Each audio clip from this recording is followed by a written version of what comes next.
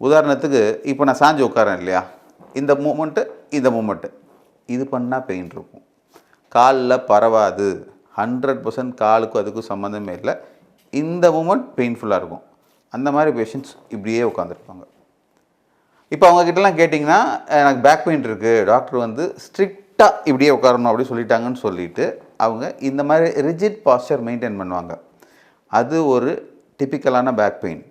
அதையும் அட்ரஸ் பண்ணணும். And then second, ஏதாவது மூமெண்ட் இந்த மூமெண்ட் ஷிஃப்டிங் அப்போ பெயின் இருக்கும். அது ரொம்ப குரூஷியலான பெயின். அதையும் சரி பண்ண முடியும்.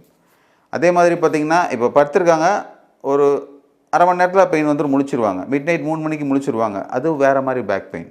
அதே மாதிரி ஒரு பொசிஷன்லேருந்து இன்னொரு பொசிஷன் போகிற மட்டும் சொல்லுன்னு வலிக்கும், அப்புறம் சரியாயிடும். இந்த மாதிரி பேக் பெயின்லேயே நிறைய வெரைட்டிஸ் குட்டி குட்டியாக அங்கங்கே இருக்குது.